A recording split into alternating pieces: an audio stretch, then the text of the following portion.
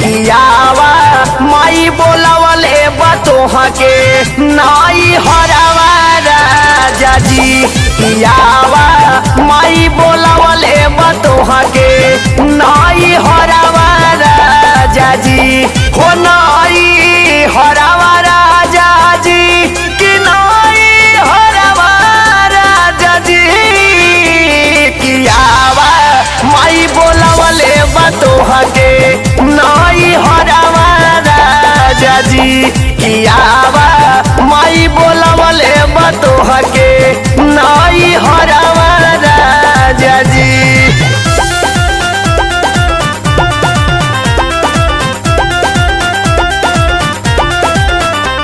कियावा कियावा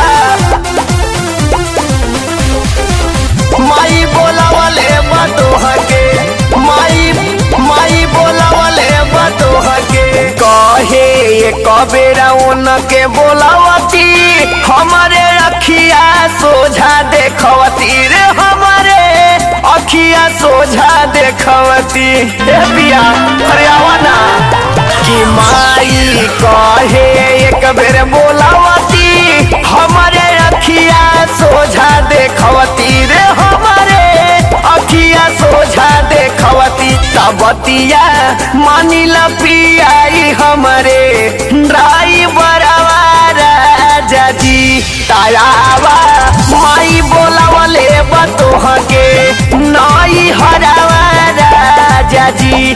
कि नाई हरावा राजा जी कि नाई हरावा राजा जी।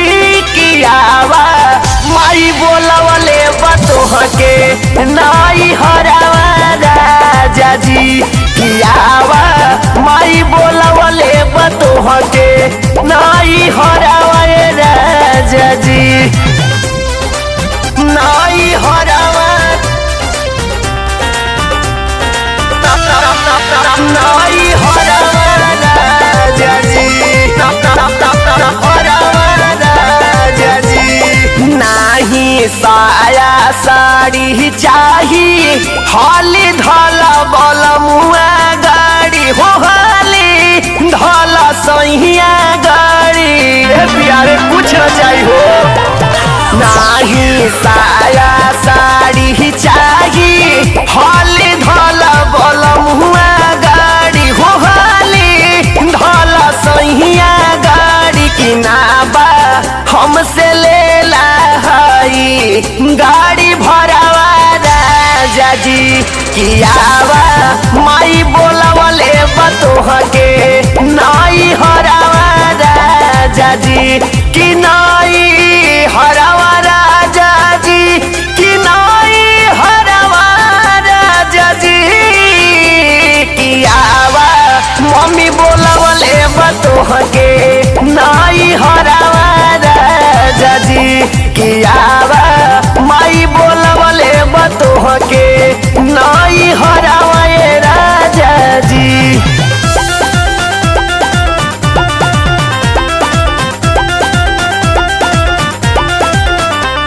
कियावा कियावा माई बोलावले बतोहा के माई बोलावले बतोहा के। हो बतिया माना सूरज सजनवा सभे नैहर में मारेला तनवा हो सभे नैहर में मारेला तनवा के पिया अरे बुझी ना।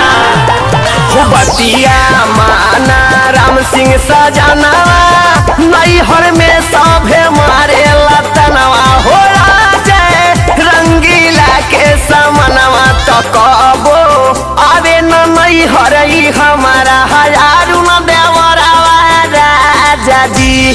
तायावा माई बोलावले बतोहा के नाई हरावा राजा जी।